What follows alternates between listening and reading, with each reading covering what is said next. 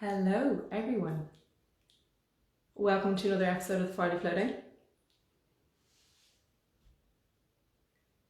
We are just waiting for a few people to join. Hello, we're getting a few people coming in. This is great.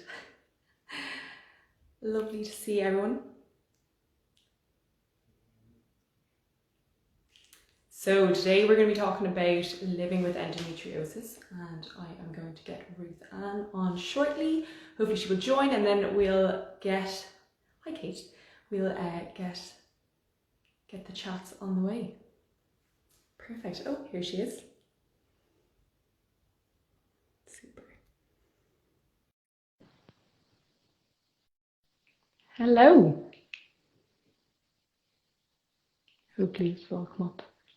Hi, how are you getting on? Hi, can you see me? Is it connected? Yes.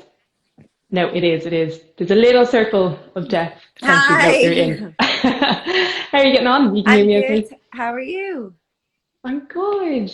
Delighted you can come on. This is fantastic. Great way to kind of spend a Friday evening in Yes, Endometriosis Awareness Month. thank you for having And I know me. you've been super busy as well. So yeah, really appreciate it. No problem.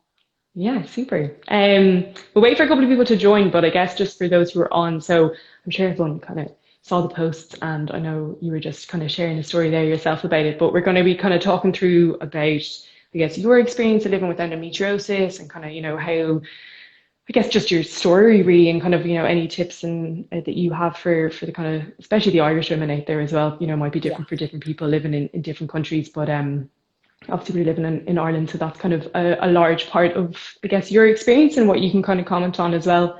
Um, so yeah, I guess like just to start it off, like how did you kind of find out that you had endometriosis, or how long did it take you to Yeah. get a diagnosis? Well, mine was an interesting one because I was basically on the contraceptive pill from when I was Mm. 16.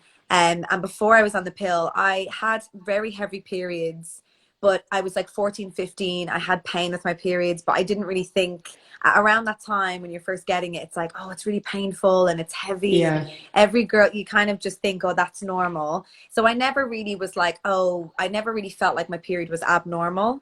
And I Hmm. went on the pill when I was 16 and I didn't, so I basically didn't really even have a period for many years. I had a very light period, two Yeah. days, because it's on the contraceptive pill, it makes the periods a lot, perfect. So I was like, amazing. I don't really feel a period. I don't really, get PMS. It was great. And then when I was about 30, I watched Khloe Kardashian talking about egg retrieval and fertility, and her doctor Okay. had said, oh, you need to come off the pill so that we can see your egg reserve. And I didn't have a Mm. boyfriend at the time. So I was like, oh, I'll come off the pill and I'll just give my body a break, because I had been nonstop on the pill from 16 to 30.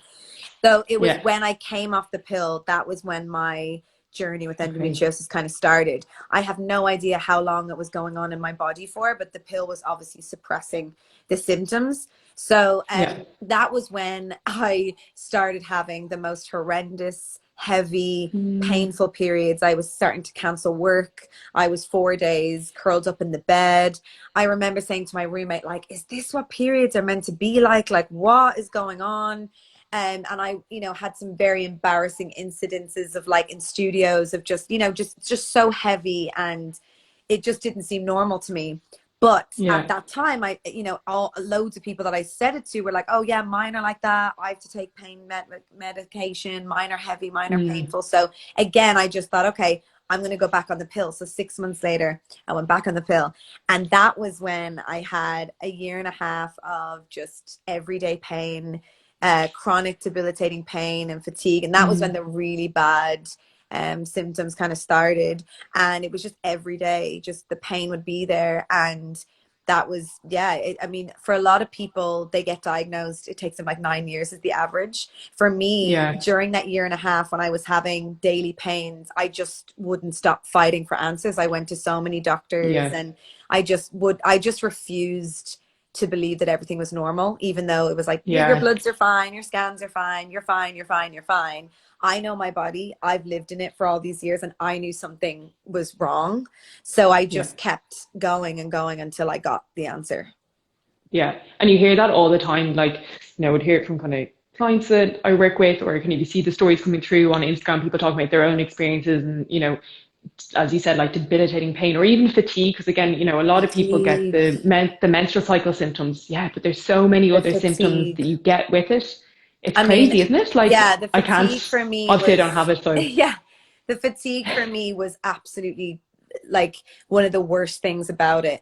The pain for me was awful as well because it was every day. So I know some people mm, experience pain around their period, but for me, it was just all the time.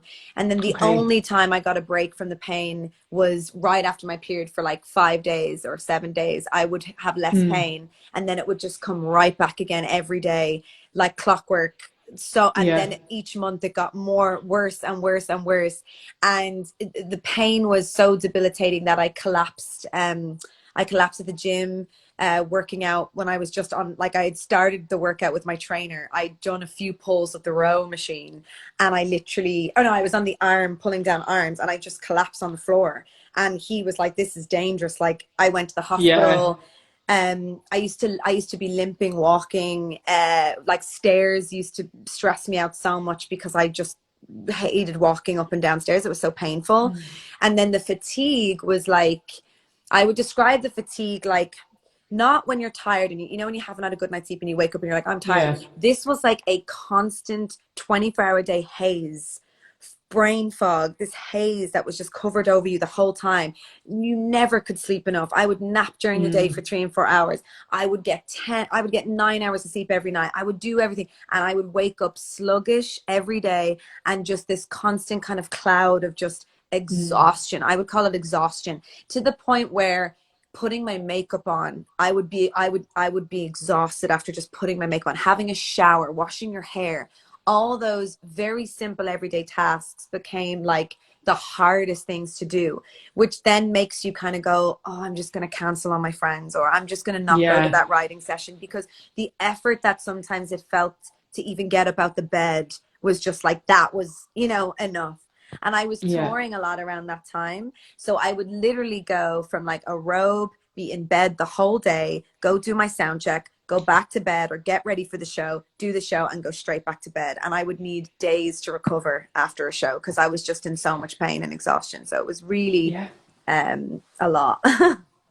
And it's just crazy to think that it takes so long to get diagnosed. Like, you see the stats, it's like 1 in 10 women are like have this condition, and it takes like on average, again, it depends on the countries, but I think in Ireland at the minute the stats are that says like 9 years to get Yeah. diagnosed is the average, which is just like, just imagine going through 9 years of feeling that fatigued or that much in pain, or Yeah. just that something's wrong, and being like, you're grand. No, I Nothing's up. couldn't. Yeah, I don't know. I really applaud women who have gone through this. I mean, I've heard stories of people living with this for 10 years, 11 years, 12 years. I feel really lucky that I got my diagnosis within 2 years. Mm, Endometriosis is in my family. So I had a very good idea from the very beginning of the pain that this could be endometriosis. But okay. a lot of doctors, when you mention endometriosis, it's kind of a like, oh, that's really hard to diagnose. Let's investigate for everything else. So they kind of send you on this goose chase of like, let's x-ray your hip. Let's see if you have an STI. Let's see if you've, they Yeah. kind of want to check for everything else, which I totally get. But I kept saying, pretty sure it's endometriosis. And then friends of mine would be like, well, maybe you're putting weight on because, you're eating badly. Maybe it's your diet. Maybe it's this. So Mm, I at one stage was eating 1,000 calories. I cut out wheat. I cut out dairy. I cut out, like, I was eating nothing, and I could not yeah. lose weight in my belly area. I still looked 6 months pregnant no matter what I tried. I went to nutritionists. I mean, I literally had so many blood tests throughout that year and a half. And every, Yeah. every single time it was, you're fine. There's nothing wrong.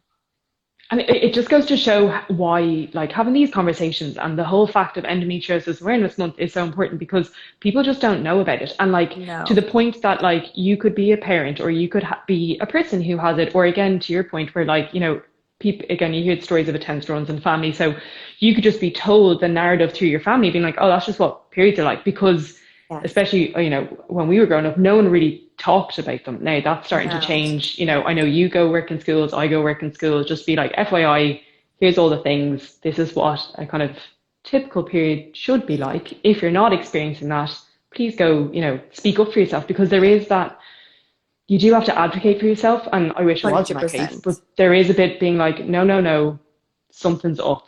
Yeah, Like, you have to trust your body. You have to listen to your mm, body. And I'm just someone who's always been quite in tune with my body. Like I'll notice the slightest little changes. And with this, it was like yeah, I immediately started taking a pain diary. I took a food diary and a pain diary to try and see if it was something I was eating. And I very yeah, quickly caught on that it was that it was cyclical, that it was to do with my yeah. period. And because I was on the pill, I wasn't really having much of a period. So it didn't, that kind of came when I saw the pain diary, and I was like, whoa, every month it's kind of the worst around my period.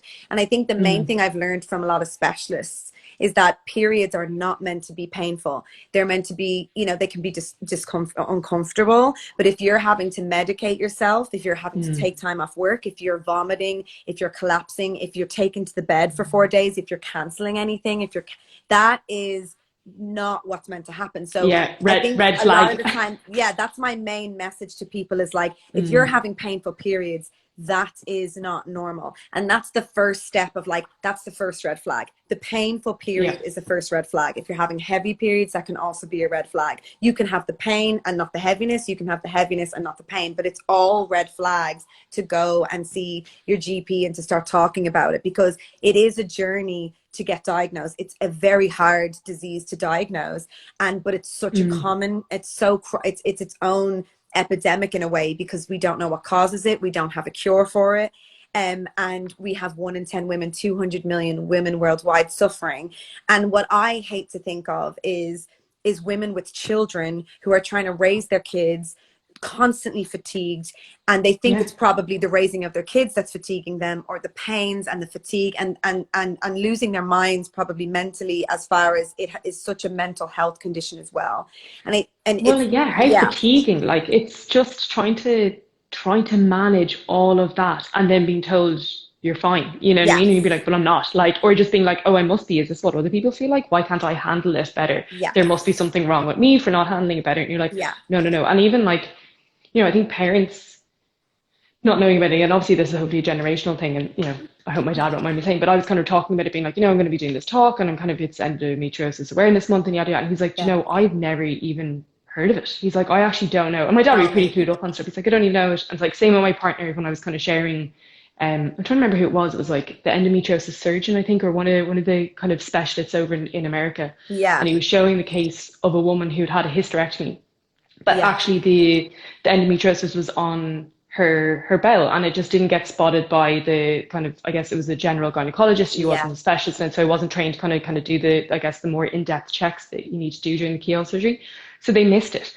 So she had a Oh my God. hysterectomy and still had a large part of her endometriosis, and like these sort of things. And he was like, Awful.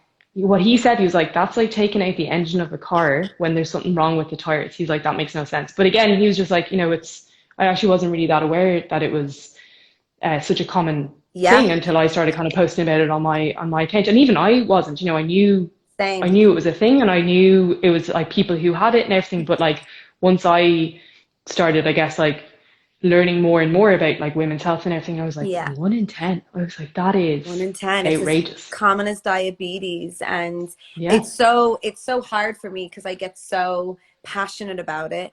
And because I keep thinking back to me being 16, 17 in school and going, wow, what a time that could have been capitalized on to let teenagers know what's going on in their bodies. And it's really hard to be in your 30s and hearing these words for the first time. Mm, Endometriosis, PCOS, infertility, adenomyosis, thyroid disorders, which are all linked. This menstrual health is linked to mental health, and all these things. You yeah. could be having anxiety, depression, and there can be things going on in your body that we're just never educated about. So some people don't find out they've endometriosis till they've had a child, and they go to have their next child, and then it's like, wait, what, I have what now? I could have what? PCOS? What's that? And it's a Yeah. lot to dump on the shoulders of 30-year-old women who, when we were younger, were told, oh, look at a boy and you'll get pregnant. Like, do everything you can to not get pregnant. But Yeah. it's not equally balanced of like, okay, well, here's what can happen. And this is the words that you need to know. And that's why I'm so passionate about trying to educate and make people aware. Even my own partner, Yeah. Ollie, who did not have a clue what was going on. And he's like, are you really in that much pain? And then obviously when he's getting the call saying I've collapsed, he's like, whoa, this is really serious. And just what he's Mm. had to learn through watching me and what I've gone through and seeing me. We used to joke that I was like a 9-year-old woman, and I was 32 when I got my surgery. And it's like at 32, I'm like a 9-year-old woman. And that's just so sad. And too many I women are know. suffering. And so it's so important for people to talk about it and make people aware of it and educate people, because we really need women earlier, getting earlier diagnosis, so that they can get the correct surgery and the right treatment to be Yeah. able to protect their future families. And that's really what I'm concerned about for me, and that's what I'm concerned about for anyone out there listening, is like I had a girl message me. It was a beautiful message on Christmas Day, actually. And I put up a picture of the visualization that I did of endometriosis, of everything. Which is fantastic. So Thank powerful. you, Gemma. Yeah. Shouts out to Gemma for doing that body paint. But she messaged me because she had seen that on my page. She had been struggling to get pregnant. She had been having a lot of miscarriages, and she said, Mhm. I saw your painting. I have had issues with my period the whole time. I went on my journey. I got diagnosed. I got the surgery, and we're pregnant now. And it's her first pregnancy that's going to 20 Fantastic. weeks. And to get a message like that is just like, that's exactly why it's important to speak about these things and to talk to your friends about it and say, have you heard of this thing, endometriosis? And it's important to go to your GP and do the investigating. There's nothing to lose by just getting it checked out and talking to your GP about your symptoms. Yeah. And do you mind me asking what type of surgery you got? Yeah, so I, became a kind of research fiend student of endometriosis Yeah. as soon as I had the Speaking that to feeling. my own heart. As soon Yeah. as I had the feeling that I had endometriosis, I looked up every interview with like Halsey had spoken about it. Mm. I looked at the Lena Dunham interviews. I started researching different Instagram accounts that had information. And the main thing that I kept seeing from the specialists I was following was that the wide excision surgery was the surgery that was best, and had the best outcome, and that ablation can actually cause more issues. So I immediately kind of was on the hunt for someone to do the wide excision, which is obviously a specialist. You have to be kind of a specialist in endometriosis to do that. Mhm. So I actually went to the UK and I found an amazing doctor who, to be fair to him, I sat with him and he gave me 2.5 hours of his time for the first consultation, Amazing. which was the most that any doctor. He wanted to see my pain diary. He asked about my food diary. He wanted a day to day, what happened yesterday? What pain did you have today? Where were you at in your cycle? Like, so detailed. Did a physical examination. He after the 2.5 hours was like, I could 99.9% know that you have endometriosis. My MRI came back completely normal, but he was Mm. like, I still think you have it. And so he said, I want to do the wide excision surgery. Now, he thought that it would be superficial endometriosis, which is the like least severe kind. But when he got in there, he thought he'd be an hour, and he was 4 hours. And I had stage 4 deep infiltrating endometriosis, mainly of my bowel.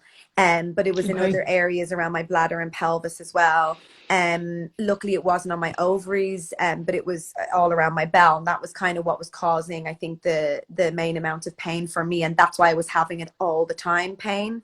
Yeah. So because it was sitting like on my bowel. So he performed wide excision surgery on me, and since my surgery I have no pains anymore, no daily pains. I'm Brilliant. pain free. So anyone out there that's considering doing the surgery, 100% go to a specialist, 100% insist on wide excision, and research that doctor is a specialist in wide excision, because I think that those surgeries have the most positive outcomes for patients. Yeah, yeah, and that would be kind of my own understanding of it as well. And obviously, we're not experts in this area, and we're not, it's your lived experience and kind of my, I guess, area of interest, but in no way kind of qualified. But like one of the questions that did come through, and again with that caveat, but it would be kind of interesting to see what your, I guess, your own personal opinion is on it. Yeah. Was why, that basically they were saying that even though the research has pointed to the fact that excision surgery has the best outcomes with regards to kind of treatment and recovery and quality of life afterwards. Yeah. But ablation surgery still seems to be quite a commonly I guess, prescribes treatment for it. Yeah. Like, why, in your opinion, obviously, why do you think that might be?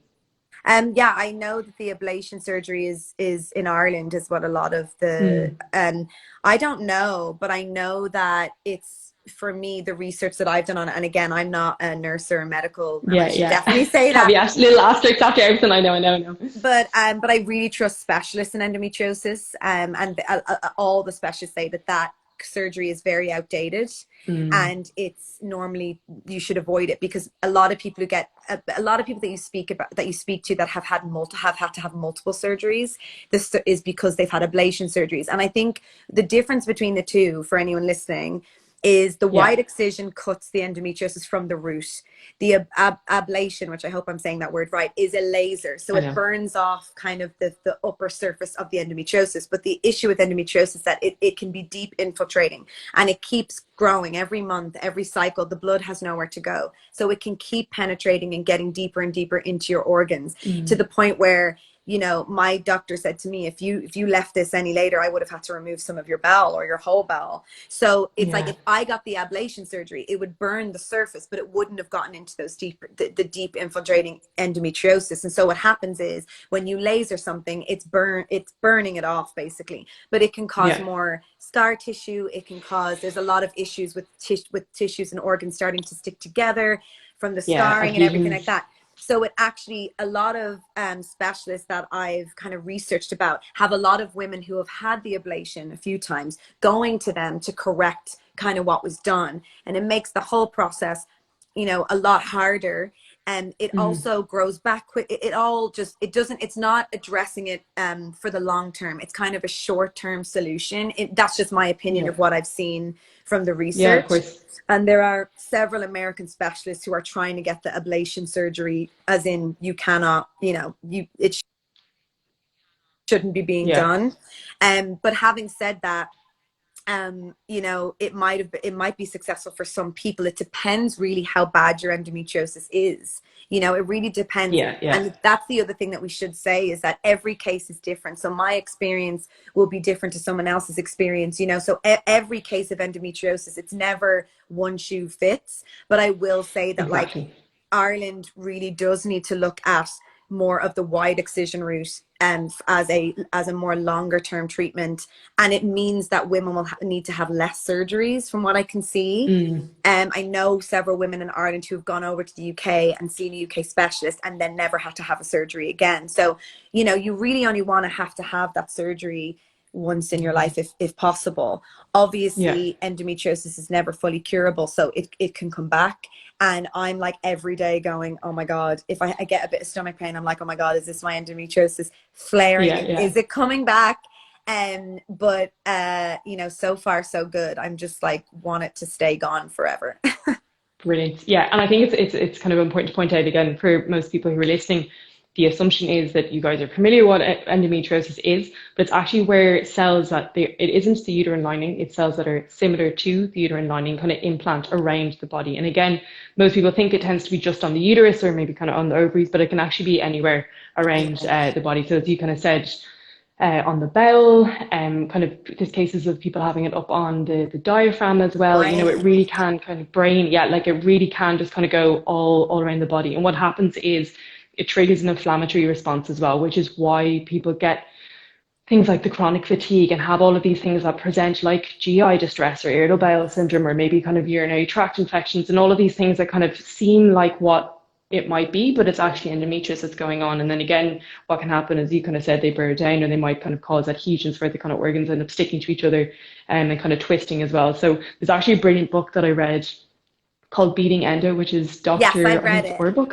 Yeah, Yeah, and it's a Dr. great book. Stein, brilliant. I read that and I was like, this is fab. Again, when you kind of read those books, you're like, we should all just know this, whether you don't have it or you have it. Because I'm like, they take I guess, like a total patient approach. So it's Yeah. like everything from like pelvic floor health to kind of trying to reduce inflammation to the different types of surgery. And one is an excision surgery specialist, and the other is a pelvic floor specialist who specializes in endometriosis and trying to kind of Yeah. regain, I guess, the kind of pelvic floor dysfunction. Because again, if you're in chronic pain, specifically when and people can have pain after they go to the bathroom, um, Oh yeah, your I pelvic had floor is that. going to be like Like, I it's was so, scared to go to the toilet for a long time, for of like a course. year. I'm like, I don't want to go to the toilet because it's too painful. It's like Mm. the toilet can become, And then that's having its own issues, it's causing a cyclical effect where, if you're constipating, you're not going to the bathroom, or you're having pelvic floor issues, that kind of causes more GI distress and more inflammation, and kind of the whole thing just kind of feeds yeah. itself. So that was And it just kind of also just talk wreaks about the two havoc different things on, there.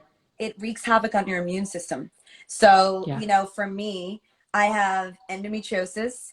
I have adenomyosis, which is endometriosis inside Oh the yeah. uterus, which is like a sister disease. And I also have hypothyroidism, which they think is caused by Hashimoto's disease. So it can really affect your Mm, thyroid function. So weight gain, fatigue, sensitivity to cold, dry skin, it really can wreak havoc on your entire immune system. So it's really like, mm. it's not just like this one area. It almost like takes over. It affects your mental health. I felt like Yeah. for a year and a half, I had a demon inside of me controlling my thoughts. Like, it, brought me to some really dark places where I was like, this isn't me. I don't get this low. And Yeah. it was when I woke up from my surgery, I turned around to my doctor and he said, just wanted to tell you that you were right and you have, the most severe form. And I cried, first of all, for finally having the answer. And second of all, because I said to him, I feel like, I know this sounds so weird, but I felt like a demon had left my brain. I felt clear. And I had just woken up from surgery and I was like, I feel clearer than I have for 2 years. And I felt like it was my own brain again. And so Mm, there's so many things that can be being affected by menstrual health issues and hormone imbalances that you may not even realize is happening in your body, and you feel like you're this crazy person, like mm. why do I feel this way? And there's something in your body. This is a disease, it's a condition, and it's chronic. And so it's so important that we get it diagnosed as early as possible so that you can start taking the steps to like treat yourself and to get the treatment that you need for your case. Absolutely. And actually, like I laughed there, but really, it's just tragic that that's actually how someone will feel after they have their surgery. And that whole thing about, your point, mental health being linked with mental health is so important. I had Claire Louise Knox she kind of runs a PMDD website in Luna Hub, it's fantastic. But Yeah. PMDD, for those who don't know, is like a very extreme form of PMS, and it's linked to how your brain interacts with progesterone. So again, not a hormonal imbalance, it's more how your body is actually interacting with the normal rise and falls of kind of our hormones. But it's only recently being put into the diagnosis of mental health disorders Right. recently. But again, like so new, and something that again probably similar enough to endometriosis, where people are just told, oh, that's just PMS, or you just have it bad, or we all have that and everything, but it's something much more significant, and I guess impact your complete quality of life, and kind of how Yeah. you're feeling and how you feel about yourself, and your own self identity. Because if you're having these changes of your mood, whether it's through pain or from endometriosis, whether it's from kind of your cyclical things that might be Yeah. going on with PMDD, like that's a huge thing to try and figure out yourself. And if everyone's telling you, oh, it's just You're normal, and you're fine. like, well, I don't feel, yeah, you're like, well, Or no, I my don't, favorite was, it you're just being dramatic, Ruth. And I'm like, yeah. I can't Thanks. walk, but thank. Okay, cool. I just collapsed at the gym and I was Perfect. okay, cool. I'm just being dramatic, but that's my favorite. Like I'd be like limping. Oh, oh, Ruth just being dramatic, and it's like no, like I actually am in a lot of pain, and Mm, it's so crazy because you can't blame anyone because you don't understand what it's like until you feel it. And yeah. for anyone out there who's in chronic pain, I feel you. I believe you. I'm with you. It literally like, imagine if you're in chronic pain all the time, all you can think about is the pain you're in. And then everything Mm, else, all the daily stresses become so much bigger because you're just you can't handle the pain. And at the time I had just started touring as an artist, and my management team were kind of like, can you handle being an artist? And because everything was so stressful, but I was trying yeah. to explain to them, I can't handle the pain that I'm in. So anything on top of that is like, see you later. I can Yeah. Too much. this pain is all I can think about, and the tiredness. I just want to go to bed. And so you're just like, the whole time you're trying to live as a human, you're trying to see your friends, you're trying to do great at work, and it's this thing that's taken over your body, and it feels like you are not in control of your body, and that's like a really scary place to be. But there is amazing ways also with endometriosis that you can live and you can survive and you can thrive with it, and it's really a whole like whole circle of life approach of like your mindfulness, your nutrition, like the Mm. diet. Not that it can cure endometriosis and it can cure menstrual issues, but it can help an awful lot. And I have to say, I never really looked at what I was eating as an issue because, you know, I don't really drink much. I'm not a crazy bad eater. Of course, I love a bit of chocolate like us all, but I really had to take it seriously that gluten is linked to, you know, some hypothyroidism, some endometriosis. Anything that inflames the gut is things that you should avoid. And when I cut all that stuff out of my diet, you know, even now, because I still do have some, you know, the hypothyroidism and the adenomyosis, I have so much more energy throughout the day. I Mm. have like, I just feel like when I sleep, I actually sleep, and I wake up and I don't feel sluggish. And so for anyone out there, like the aftercare of after you've had surgery, or if you're living with endometriosis and you haven't had surgery, there are ways to really Mm. help yourself. When just by looking at your diet and looking at it, taking away gluten and taking away certain dairies, having a look at the amount of hormones like organic chicken, using organic eggs so that you're not getting any extra pumped into the food hormones. So it really can help. Pelvic physio, like you said, going to see a Yeah. pelvic floor therapist and everything like that. And I was so lucky that after my surgery, my doctor, you know, Dr. Dennis Tapov from the Harley Street Endometriosis Clinic, in case anyone's like, I want to go see him, he's an angel. He saved my life. He had a whole 100% approach with me of like, we don't just do the surgery. We need to look at the aftercare. You need to be with a therapist. We need to look after your mental health.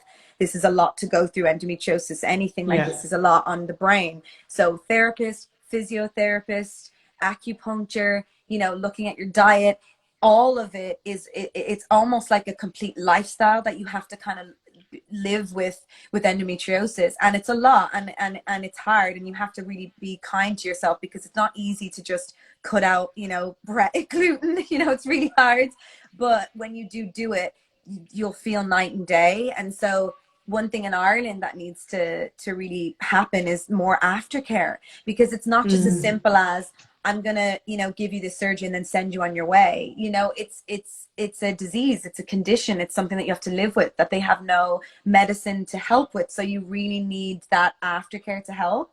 So just to say Yeah. that. Sorry, I know I'm talking a lot. No, There's just no, so it's much so to important. say. And like it's you know, I like I kind of a client who would have kind of had where she is living with endometriosis and kind of had the excision surgery. And a large part of what we did was kind of looking at diet, like introducing anti-inflammatory foods, making Yeah. sure that she was ready for surgery, after surgery, reintroducing her to exercise and everything. And like she's fantastic. And yeah, but it's that whole body approach as you were Whole talking about body. is so important because there's so many aspects that could be missed that can help you maybe manage it or manage the trauma of having to live with it or going through the surgery and you know all that kind of stuff as well. And you know obviously you spoke about the pain diaries that you had, which I like absolutely love because obviously I'm a massive advocate of tracking your cycle and just being like, do you actually know what happens to you every month? Yes or Yes. no? Like Right. you should. And, you know, again, just to kind of spot those patterns, like, are things happening? Is it cyclical? Or is your mood changing? Are you suffering from pain? Is it chronic pain? Is it cyclical pain? What's going on? How much are you bleeding? Like all of these things that seem really complicated to track, but actually once you start tracking,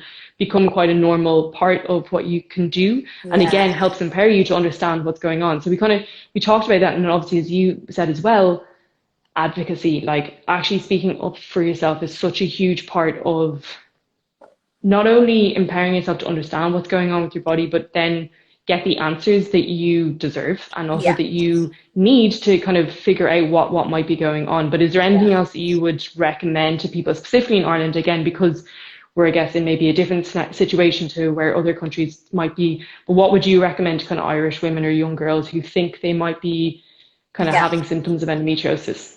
Listen to your body, trust your body, go to any doctor that you can. If they're not listening to you and they're saying that you're fine, but you still don't feel fine, keep going, find the doctor who will listen, because there are Mm. specialists in Ireland. And I think it's important that there are a few specialists in Ireland. Become a student of it. If you think that that's what it is, study it, get the books, look at it. There's lots of YouTube videos, and there's some amazing Instagram accounts that I follow. Like the Endometriosis Association of Ireland is an amazing Instagram account and a Yeah, website, brilliant. for Irish women especially. Dr. Larissa Corda is a UK fertility specialist. She's on This Morning all the time with Holly and Phil she just did a great segment on there about endometriosis. Another amazing Brilliant. one is Vital Health Endometriosis, which is an American specialist called Andrew Cook. He Mm. also has a book that's amazing for living with endometriosis. He's amazing.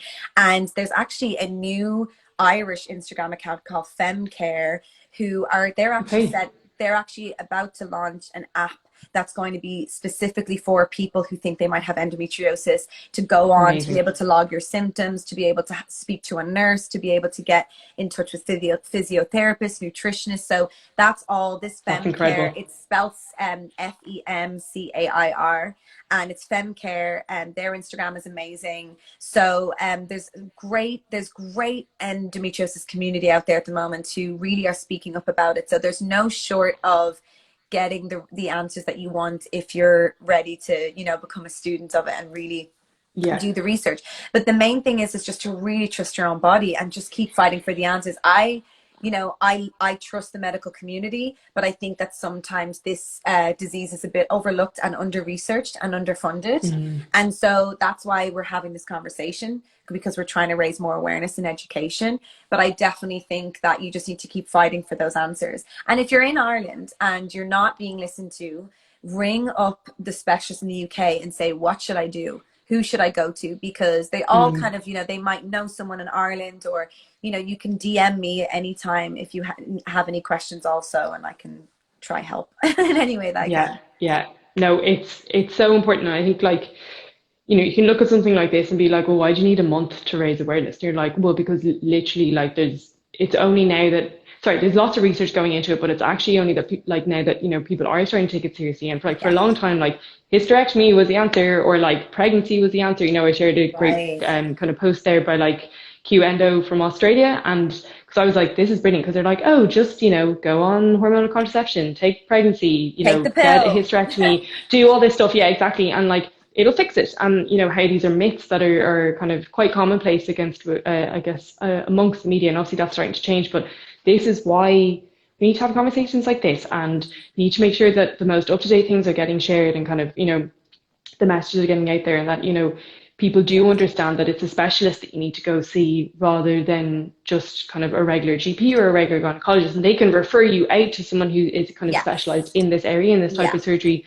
And then, as you said, like, and as we discussed, is that whole total body, total health approach, and really just trying to just back yourself and trust. Like, Back big your thing that I talk about is just, body. yeah, like just learning to you trust your body and work you've with it. lived Like, in it's it. such, No one can yeah, tell you what's going on in your body. You know when you're not okay. You know when you're not 100%. You know when there's something wrong. You absolutely. might not know what it is, but you know when you're not feeling, that feeling of, I used to always say it, like, where you just don't feel 100%, and Yeah. you're operating on like 50%, 60%. And Mm. taking a pain diary is actually another thing that I think is really important. If you're having pain, or you're having certain symptoms that are only certain times, but you can't explain them, write down the date, write down exactly how you feel, and start seeing if there is if it is going alongside your period, if it's something Hmm. else. Because there's a lot of things that could be going on. There's so many different hormone imbalances, and thyroid disorders and things like that. Absolutely. And so it's really important to kind of be able to show a specialist, like I was, well, here's all the dates that I was in pain, and here's what I'd eaten, and here's when my period was. And they can kind of start putting together a puzzle. It's like solving a puzzle, really. Because Yeah. the only way to definitively diagnose endometriosis is the surgery. So, Yeah. as they can have a good idea if they see cysts, or if they, if there's certain things that they can have an idea, but there's no sure diagnosis until you have the surgery. So, Yeah. that's something to just keep in mind as well. Exactly. And just a final note to say, I will be doing a post on this tomorrow, but just kind of list off for anyone who is watching this being like, oh, what are the symptoms? And I know we kind of talked about a few of them. And as you said, there are so many different ones. So no, it's not going to be the same experience for everyone, but common symptoms of endometriosis are fatigue, like we talked about, really bad pain. If you are needing more than just a regular paracetamol to manage your kind of cramps that you were getting or the pain that you were having when you were bleeding or during your menstrual cycle, that is not normal, common, but not normal. So that is a big red flag. Another one is like pain, during or after sex, like if you're going to the Yes. bathroom, really extreme bloating, and fatigue, as I mentioned, is a huge one, kind of Heavy. inflammation issues, yeah, heavy bleeding, and prolonged bleeding as well. What is it as well? And then it shows a lot like IBS, like you discussed. Yes. So kind of GI distress as well, or Yeah. like urinary tract infections as well. So if you're kind of feeling through your tracking that a lot of those things are starting to come up, they are things that you anyway should bring to your healthcare provider, but they are kind of, I guess, red flags to look out for, in particular if you suspect that you might be kind of suffering from endometriosis. And Endo Ireland is fantastic. That's where I got the reference for that book, because I Yeah. went onto their bibliography and I was like, okay, I want to know what's good, what's not to read. And Yeah. that's a fantastic one that I could recommend as well. But yeah, like, thanks so much for coming on. I know No it's late on a problem. Friday, No but yeah, it was problem. fantastic. That's fine. Have you any more questions? No, that is all for me. Unless there are any coming up on the chat, I think most of them are kind of just saying that you're fab and Oh, thank you so much, that everybody, it's for great to tuning have the in. chat. Yeah. And we Um, got kind of comments coming through, say just being like, you as an advocate is fantastic, and kind of, as you said, the conversation that we're having is so important to raise awareness, but also normalize that conversation as well, and yeah. I guess kind of help people find the answers. It's so important. There's nothing to be ashamed of to talk about. We talk about diabetes, we talk about so many things. Menstrual health is just the same thing. We have to stop treating it like, oh, periods, women's periods. Oh my God, they're talking Yeah, about, like, it happens. It's happening to so many people. And the sooner that we're able to just talk about it over a cup of coffee, the yeah, better that it's going to be for your future children and their future children. So it's just important that we absolutely. end the stigma around women's menstrual health, and we're going to get it educated in schools nationwide in Ireland. We're going to make that Yes. happen. So watch this space. Yeah, absolutely. But look, thanks so much. And thanks to everyone who joined as well. If anyone does have any questions, feel free to drop it into the comments after this we put onto the live, or get in contact with myself or RuthAnne. Thank you But so yeah, much. thanks a million. Thanks so much. Have a lovely Friday. Bye. Bye, everyone. See ya. Bye.